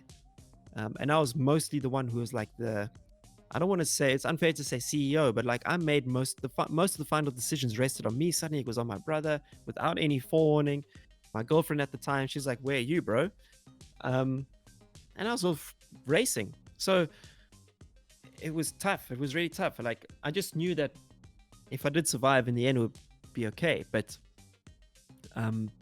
yeah. So anyway, Silverstone, the clutch failed. Paul Ricard, I didn't drive again. 3 races in a row, I didn't get to drive. The sponsor who'd agreed to pay, Embrace the Suck, you'll see him in my Instagram. He'd agreed to pay for these 3 races. The kid hadn't done a single race, and you don't get a refund for the races you don't turn laps in. How does that work? Anyway, welcome to racing. No favors. So now he's like, I'm out, bro. And this is where my dad stepped in. So I'm out. And now I've got like nothing, blah, blah, blah, whole deal again. Like, just constantly living race to race. And I wanted to do Spa 24, so I got so close to doing a 24-hour endurance race. And I'm like, I have to keep this momentum alive. I have to keep this dream alive. I have to do something. And then at the last minute, 1 week before Spa, one of the teams said, okay, for 20,000 euros, you can do the race. I had no money, and I took a massive chance. I was like, Dad? And he's like, where am I going to get the money for you, son? And then my brother, he said, okay, maybe I can also help. So my dad and my brother, they chipped in for me to do Spa. I get to Spa. My teammates, Chris Harris, Top Gear's there, blah, blah, blah, a whole deal, Like, maybe this is it. I'm putting on my helmet for my stint, okay? Like 6 hours into the race, we're leading the race in the AM class, putting on my helmet. I look in the corner of my eye, my engineer puts his head in his hands. I look at the TV, our car's parked under the barrier. Okay. Unbelievable.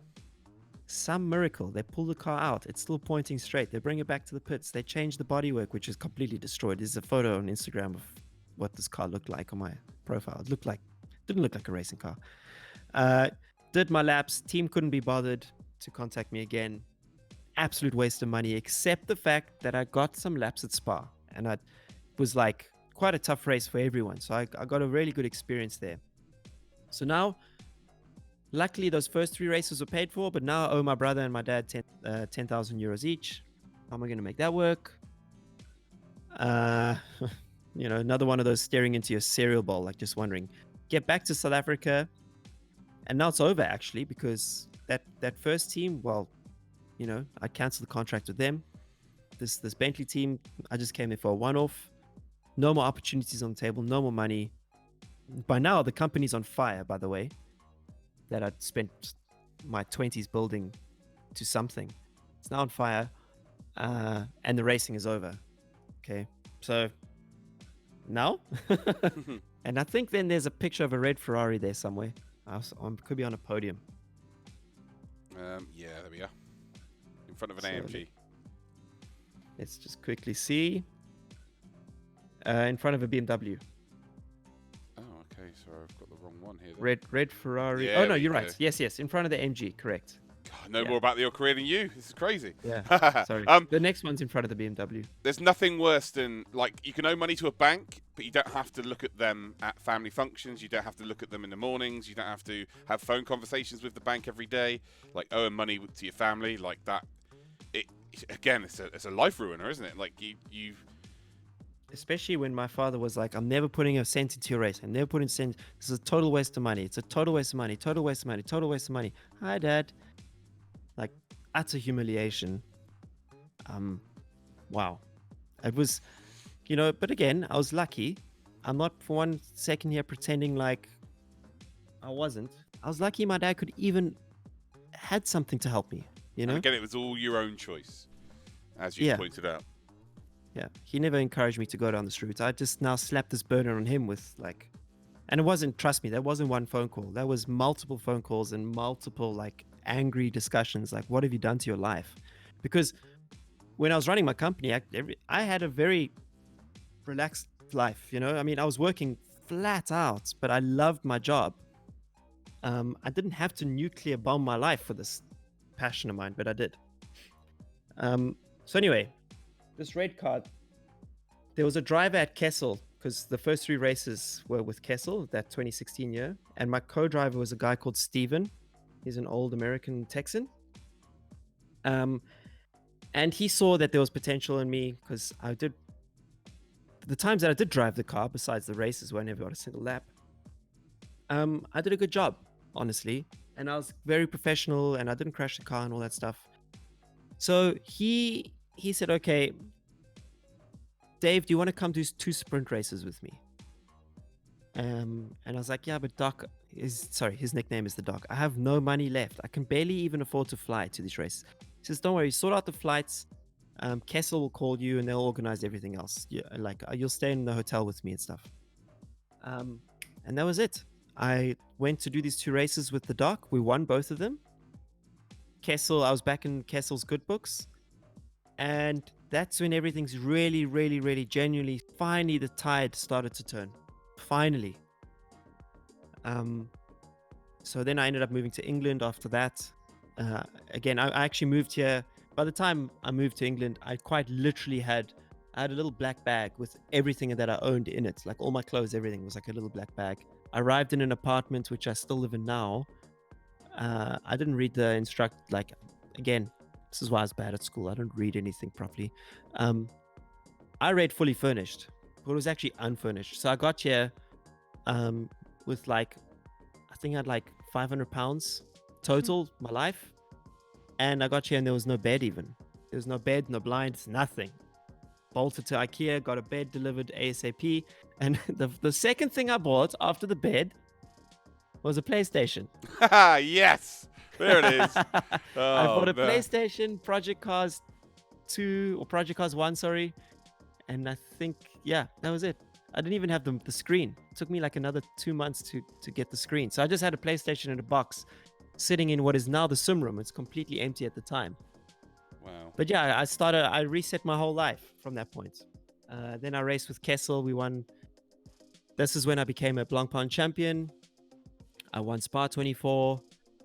Blah, blah, blah. And I mean, it wasn't plain sailing. No. Not blah, blah, blah. That's unbelievable achievement. Though all of those achievements, The story you've told us so far, David, is just full of so much adversity and so much heartbreak and so much pain. And then when you finally get some success, it's blah blah blah. No, man. No one Like, wants to know about the success. They yeah, want to they know about do. like I the want to know about. I want to know about the yeah. success. I'll tell you about it. We can go there. So what's the next photo? Let's quickly look. We've got Thank the BMW God for the one. doc. Thank God for this guy embraced the suck. I'm not allowed to say his real name ever. This is Nürburgring, right? Nürburgring GP. With the BMW behind me. Uh-huh. That's Barcelona. Oh, it is. Yes, sorry. That's all right.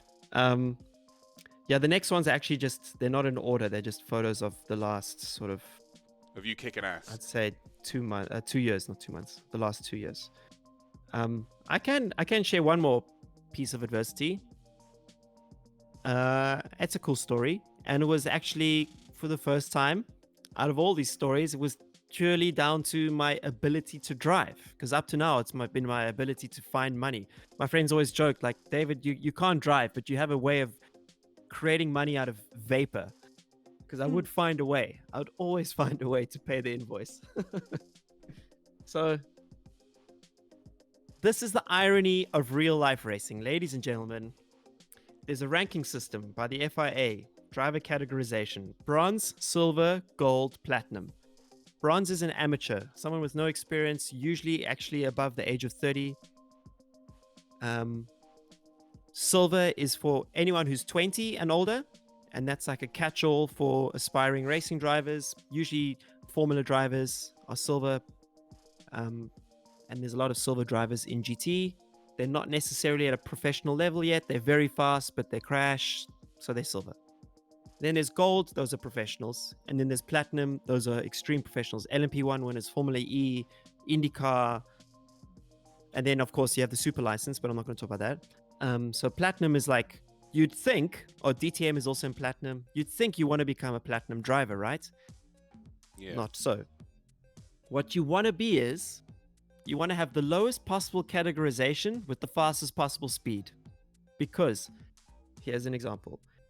Most GT series require an amateur in the car, and a bronze ranked driver should be in the car. Okay, this whole industry is built off amateur drivers paying for the team to be there. Okay, so the rules, you have to have an AM in the most cases. I was a bronze driver because I'd started late in main circuit racing, and I'd got my international license when I was 30. So I was classed as bronze, but I had the speed of like a lower to middle tier silver ranked driver. So in 2015, when I did Italian GT, they needed a bronze driver. They called me. 2016, with my first year in GT3, they needed a fast bronze driver. That was me. 2017, they needed a fast bronze driver. That was still me. Now, this whole time, I kind of managed to stay below the radar, even though I clearly was gaming the system. But that's everyone in GT is gaming the system. You're always trying to hide your skill, if you will, hide your speed. So I win Blancpain. Okay, I win the sprint championship, I win endurance championship, I win the overall championship, I win Spa 24 as an AM. And you could say, even though because I was actually paying my way at this point, I was kind of an AM. This was not my full-time gig. I was still running the company during all these years as well. But after I won all those championships, I got upgraded to a silver ranked driver. Now keep in mind, the whole time I had the pace of a silver ranked driver. Everyone knew that. But when I got upgraded, I again lost all my options. All my opportunities, boom, out the window. Okay. So because I'd won the previous year in a Ferrari, I get invited to the Affari Awards evening, and this is a cool story, just quickly. I did 2 international races in karts when I was 21. I did 2 international races. One was in Italy, another was in Austria. And when I was in Italy, I did like most people did, or, car fans, racing fans. I went to Maranello, El Fiorano, and I stood on the bridge there where you can see the racetrack, and I saw racing cars going around. There was a 456 Ferrari just testing, going around the track. I was like, wow, like this is like the holy grail. This is Mecca. This is everything, because I've always been a huge Ferrari fan. So anyway, fast forward to 2017, after winning all these events, I get invited to the Affari Awards, which are held in Fiorano. So cool. And on the night, even though all the factory drivers are there and a whole bunch of other, let's call them semi-pro drivers and amateur drivers, and it's, I was the most awarded Ferrari driver that evening. I won 7 awards, or 5 awards, Wow. sorry. I won 3 more than the next person. And it just kept, it was like, da-da-da, and David Perel, da-da-da, and David Perel. It was a joke, but I was utterly miserable because that morning, Kessel said, sorry, bud, you're not racing with us this year. We have no option for you. And then that afternoon, before the awards, I got a call from another potential team that was phoning me. Sorry, Dave, you've been upgraded to silver. We have no options for you. So I was out of a drive again. And now this time, there was no money left. There was nothing. So I couldn't buy my way back into another seat. So I was like, okay, maybe I can save some money again and start over. I can go back to karting, but I'll kart overseas. Like literally, that's what I was thinking. You still wanted to do it. That's the thing. Like, it wasn't a case of like you've reached a huge level at this point. By the way, like this is incredible what you've achieved, but you still were willing to go back to the beginning to get to that spot again. That's totally, because ultimately I hadn't achieved I have 2 massive dreams in my life. One was to become professional, which was actually the bigger of the 2. The second one, which for the moment at least is proving quite difficult, is to race a Le Mans, because I didn't have that 300,000 euros that Shufflebottom needed. So I still like my plan still is to get to Le Mans based on merit as opposed to paying, because I'm not paying a cent to race again. Maybe when I'm older and like just want to have some fun, then it's totally justifiable. Mm-hmm. So, okay, sorry, I digress. Back to the point. Cool. I do this Ferrari Awards, totally miserable, get all these awards. I actually only took one of them home, left the rest with Kessel, never collected them, so I need to go fetch those one day. I wake up the next morning and I'm like, I have to just give this one more try. Like I've knocked on all the GT teams' doors. There must be something. And here was another little piece of luck. So I'm a news addict. I love reading Autosport. I love reading Sports Car 365, motorsport.com, blah, blah, blah. I read everything on these websites. And I'm reading about a test day. And now trust me, GT test days, nothing happens on these days. There's no reason to write a freaking report about a GT test day, guys. There's no reason. And yet, here's a test report by Sports Car 365, and they mention this team called Rinaldi Racing, who's testing 3 cars, and they haven't yet, this is important, they haven't yet decided on the driver lineup. I'm like, what? It's like the beginning of March. By now, you have to have a driver lineup. Okay, let's go old school. Find them, Google them, find them on Facebook, hit them up on the Facebook DMs. Think no ways they're going to reply. No racing team actually replies to their DMs. They don't even know what the internet is. Yes, true. I get a reply. Hi, David. Here's the email address of the team owner, Michele Rinaldi. Here he is on screen. Yes. I message him. Dear Mr. Rinaldi, I last year raced in Blancpain as a bronze driver. I won XYZ. However, now I'm upgraded to silver. Is there any option for me? I really kept it as I've learned over the years. When you're trying to pitch to anyone, try keep your emails as concise and to the point as possible without being flippant. So don't just hit out an email and bang, press send. Craft it, but make it short and concise. So I thought about it for I planned it the whole day, hit send, no reply. 2 days later, 11 p.m. at night, SMS. An SMS? Because obviously I left my number in the email. Hi, David. Can you do GT Open? We can test. There's a test of Paul Ricard. Can you come? Now, by this time, I had a new girlfriend, by the way, because the previous one, 3 years in, kicked me out because of racing. She did actually kick me out. I didn't add that part where I was homeless for 6 months. Forgot that. That was after Spa. I was quite literally homeless. She had every reason, to be fair, by the sounds of the story. Totally. Luckily, one of my other friends let me into his house, so I stayed there for a while until I moved to London. But by then, I'd met a German girl who I'm still with. So we were in Germany, and Rinaldi's actually based in Germany, on the opposite end. But so what? I said, hi, Michele, I'm in Germany. I can come meet you. He says, no, it's not necessary. Next morning, wake up 5 a.m., 5-hour drive to Rinaldi, arrive, go to the waiting room, sit there. Secretary or assistant, whatever, she's like, what are you doing here? No, I'm here to meet Michele. Michele doesn't know this. He walks in, he's like, what are you doing here? I said, I told you, I'm going to come meet you.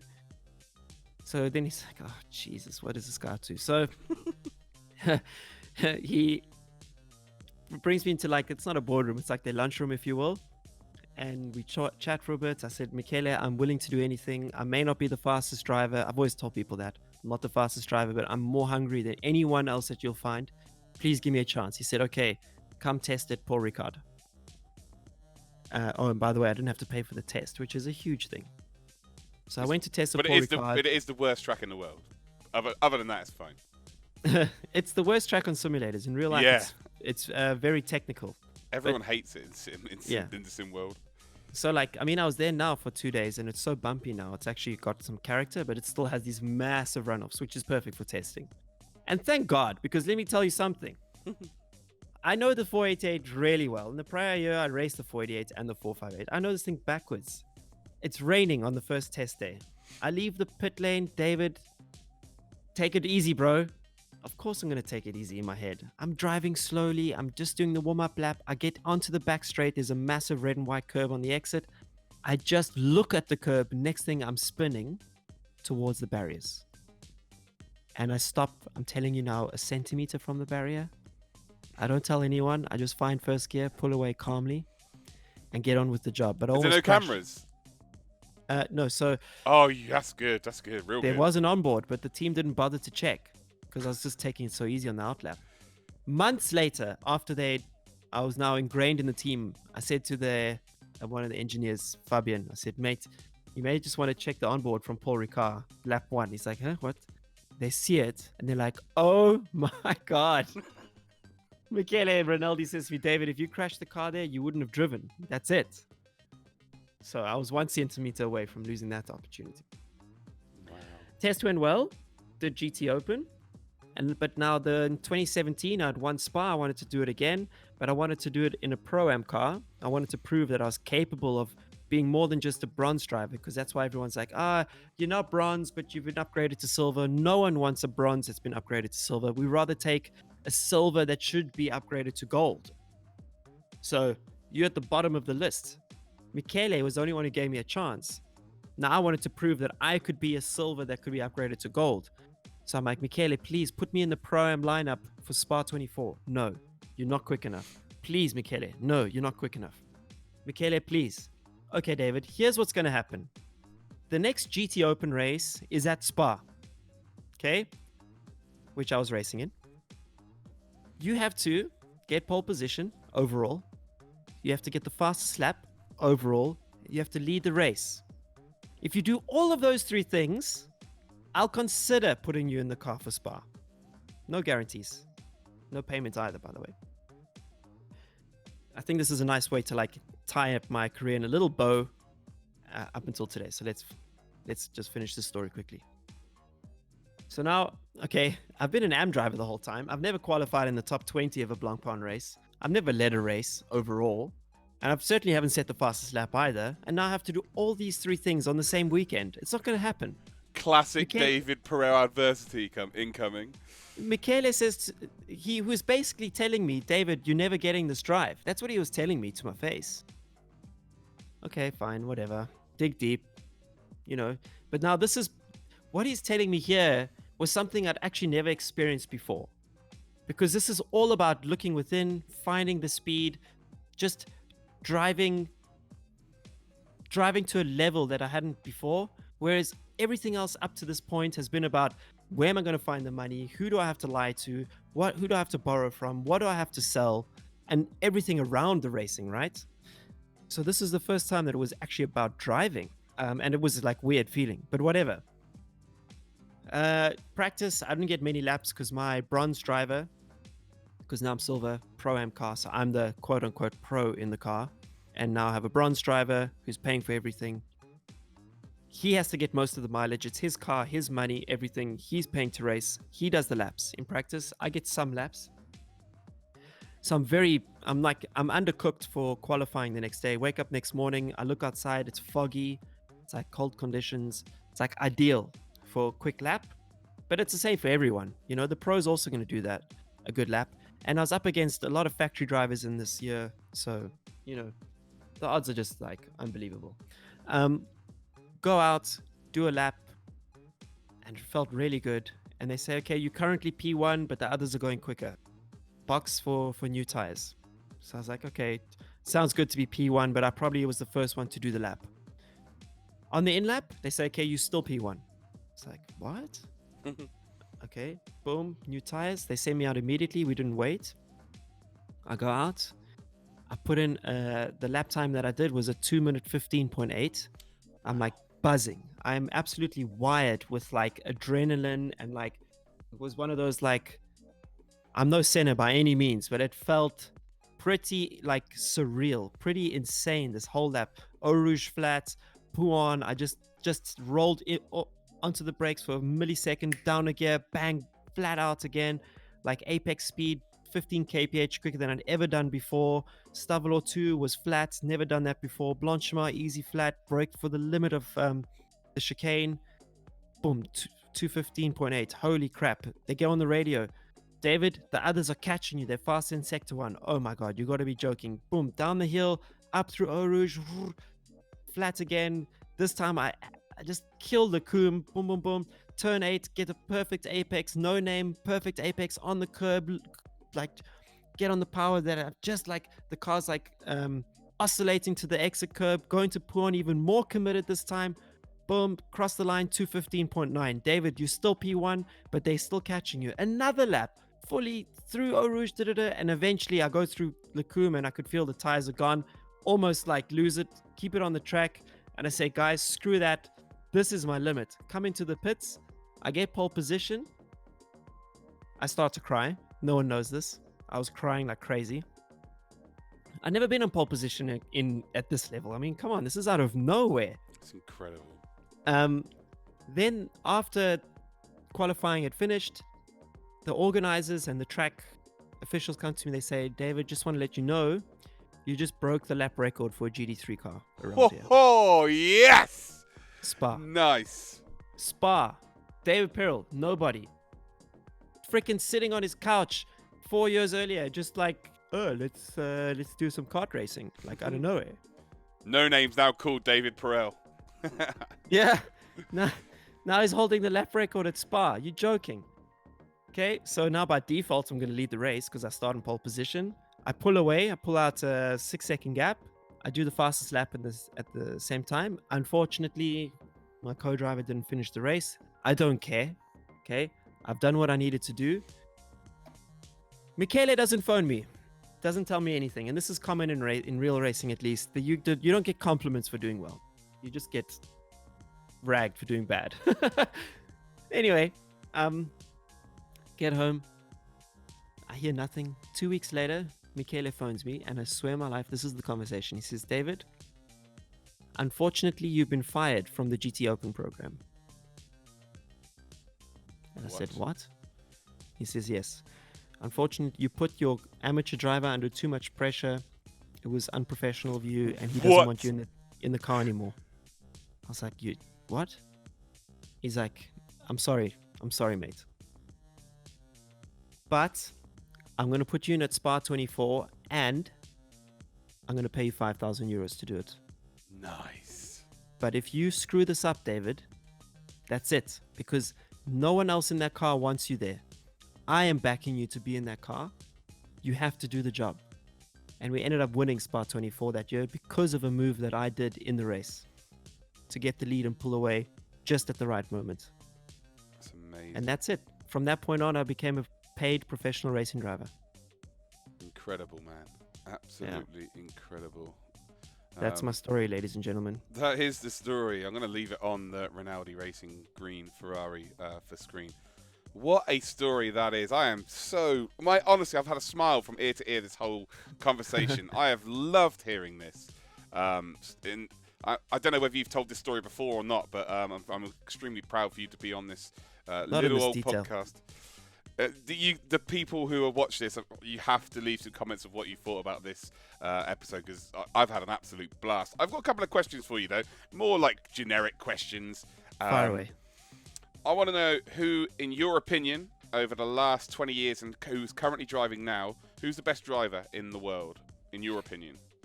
Here we go. Okay, so it took me a while to come around to this, but I think Hamilton is the greatest of all time. I agree with that. And it's not just because he's in a Mercedes, because obviously he's in probably the best car, but you just need to watch how he drives. Look how he deals with the press. Look how he manages stress to always be at his peak. It's incredible. Trust me, that is unique. And yes, Max is very fast and very talented and has incredible driver skill, but Hamilton had those same moments of brilliance throughout his junior career. Max looks like Hamilton in his junior career. So we'll probably be talking about Max in the same breath. I think so. In the future. I'm not denying for 1 second that Max is the next potential GOAT, but I think Hamilton for now is the GOAT. And I'm comparing him to everyone, by the way. And I know that's controversial, but we're all going to never agree on this. So bless all of you. For a while, though, for the longest time, Alonso was my hero in Formula One because of his grit and determination. But I will be honest, he does tend to be quite political, and unfortunately that just knocked him off a pedestal for me. I still love his grit and determination. I loved how he could handle any car that you gave him. Love that guy. But my ultimate racing hero is actually Valentino Rossi. No question. Yeah, makes sense. He's an absolute legend. In terms of help during your career, who has been the biggest help? Well, it's a combination. It's my brother, from a motivational point of view. He just takes no excuses, and it's like the family DNA. If you're feeling down, don't go tell my dad. He's just gonna be like, well, get on with it. And my brother has that, but in the racing sense. So whenever I had a tough time at racing, my brother hated it. But he'd say to me, well, I'm pretty sure someone else has it worse right now. It's like, whew, deep. Okay. So no sympathy there. Just stop crying and start working. Claudio Piazzamusso, because he taught me the mentality of racing, which I still use to this day. And I pass that on to anyone who's willing to listen. He's an incredible racing brain that I've said before. And Alan McDonald, because even though he was my manager and people hate managers, he was quite literally willing to sleep on the floor of hotel rooms with me, if necessary, if it meant that we could get to the next race. So he helped me a lot. He never actually found me money, but he found me free drives or very cheap drives. And when I couldn't pay an invoice, Alan would fly from the UK to the team to say, David's not paying it, but you're still putting him in the car. So he was phenomenal. Alan, you legend. And Michele Rinaldi and Ronnie Kessel, because they continue to give me opportunities to become to stay as a real racing driver. So Michele gave me a massive chance, because when I got upgraded from bronze to silver, even though it's the least dramatic element of the story, that was actually when I was truly out of it, because that was it. It was like starting from zero again. So Michele he took a massive bet on this no-name guy.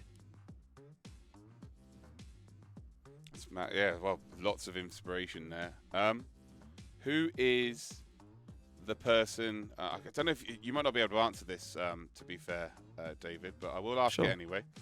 Who is the one person in your career that was? It's a hard way to really word it. Phrase it. Who was the?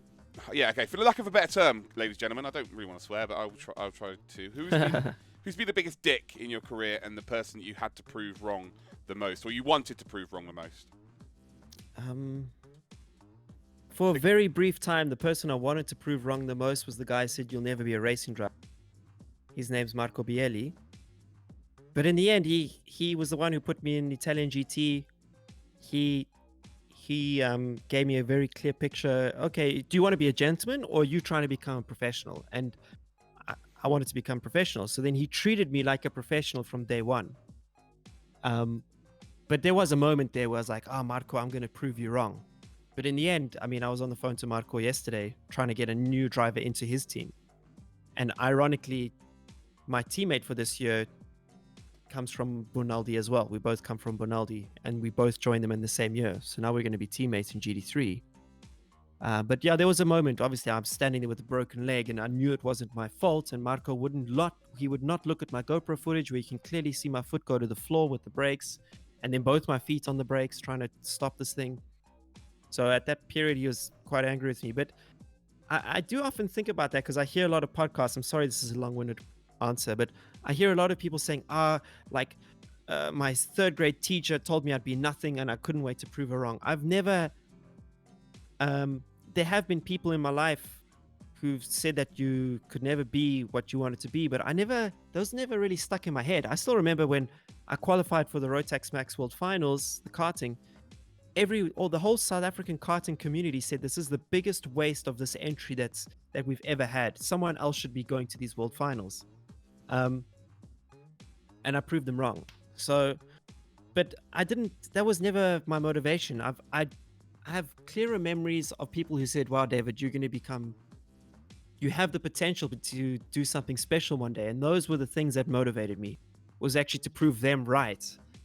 And I have a lot of those moments. I have that moment where my mom said, "You could probably, I so remember where she was even sitting in my room when she said, I'm sure if you did this thing in real life with the steering wheel in the game, you'd be even better."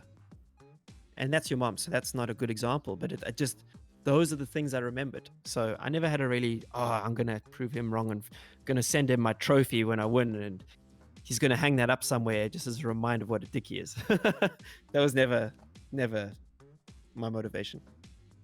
Fair enough. I've got two more questions for you. So the second to last one will be, my favourite lap of all time was Montoya at Monza. I think it was 2008, I believe. Yes, fastest lap of all time. Yeah. Until Kimi broke it. A ridiculous lap time, but it changed in 2018 to Lewis Hamilton at Singapore's qualifying lap, which I've never seen anything like it. It came out of absolutely nowhere, and it was, as much as they didn't have the fastest car that weekend for sure, but as much as they do have a very fast car, that was Lewis Hamilton, that lap there, 100%. Yes. So outside of your career, so you can't pick your Spa lap, unfortunately, what's the best lap you've ever seen, whether being there live or watching on a television? I've only been to one F1 race live. That was when I won that virtual Le Mans race with my brother. So I haven't watched much F1 live. But that Hamilton lap at Singapore, to me, I've watched it 1,000 times, I think. I mean, just pure genius. And I can't remember, there was another year at Silverstone where he also did just Maggots and Beckett's. Was just breathtaking. That was the same year, wasn't it? I remember working. Yeah, I was there. That's the only Formula 1 race I've ever been. And he got Kimi took him out at the start of the race, didn't he? And he managed to come back to. He got second, I believe. I think Vettel's won, didn't he? And he got second. Yes, and he was upset at the podium and all that. But the qualifying lap though was mental. Oh my god! I just. I used to think he was a prima donna and stuff. I hated that it appeared like he didn't do any work and he just went to fashion shows. I hated it. But I've got now that I've been in racing much longer, I got a much deeper understanding of how important your mental game is. And if you arrive at a racetrack upset, it doesn't matter how many kilograms you lost. If you're upset, you will not perform at your best. And his whole approach to racing now, I'm not about to go to fashion shows, but I am pursuing a much happier and fulfilling life, so that when I get to the racetrack, I'm much more confident in myself. That comes from what I've seen Hamilton do. And on top of that, he has an ability which I can only dream of. So that's been another eye-opening thing, is just having a real appreciation for how good Formula 1 drivers are after being exposed to GT drivers who some people call failed F1 drivers. I call them, they got to Formula 1 at some point, drivers, and they weren't quote unquote good enough. So I look at them as like, wow, I know I can't do the things he does. So I look up to them much more now. Fair play. Final question then. What does the future hold for David Perel? Still trying to get to Le Mans. I unfortunately can't announce my full program yet, but I can say I'm doing GT World Challenge because I put that on Instagram. So GT World Challenge is what Blancpain used to be called. Sorry, it used to be called Blancpain. It's now called GT World Challenge. I'm doing endurance and sprint, so both championships again in the Silver Cup class. No more green Ferrari. It's now a red Ferrari. But I still do all of this with one eye on Le Mans. So still trying to figure out how to get there based on merit. And I already know that I will never become a Ferrari factory driver. I've been told multiple times, you're too old, you don't have the pedigree, all that. Fair enough. But I still hope that I can one day work for Ferrari. And like, I've now molded that dream a little bit to hopefully one day become a test driver for Ferrari, help develop GT cars. So when my racing career stops, which I suspect will be, relatively speaking, quite soon, I'm not young, 35 this year. You can only be fast for so long. Hopefully, I end up becoming a Ferrari test driver. That's a dream. That's where I aim for. Le Mans and working in some capacity for Ferrari would be just the best thing ever. Oh, sums it up pretty damn nicely there. What a great story. Honestly, again, I've had such a great time. This is crazy. I love doing this kind of thing, talking to people. It's been the best one for sure I've done as well. Nearly 2 hours we've been speaking for as well, and it feels like about 10 minutes. A huge thank you for coming on, David. Really, really great to hear just about your career, really. I think we will have to do another one about sim racing. I think about just the generalization of sim racing in the future. Maybe get a few more people on for that as well. But again, a massive thank you to you guys. Please go and subscribe to him on YouTube. Follow David on Twitter and get behind him in the championship this season. But yeah, I'm going to call it there, I think, David. I think we're done. Absolute pleasure. Thank you to everyone who made it this far. I know it was a bit long-winded, but I hope somewhere in there you found some value. Wicked. Well, there you go then, ladies and gentlemen. That is number 6 of our driver spotlight done and dusted. Again, let me know in the comment section below if you enjoyed it. Let me know who you want to see in the future as well. And yeah, just give me some nice positive or negative feedback indeed, just to let me know whether we can make this better. Again, this is very new to me. I'm still learning as we go along. I'm not really an interviewer, as you can all tell, but we are trying to learn and trying to diversify as we move forward in this sim racing, real racing, whatever you want to call it, career. But anyway, again, thank you, David. It's been an absolute pleasure. Thank you to everyone who's watched today, and I shall see you all next time. Bye-bye.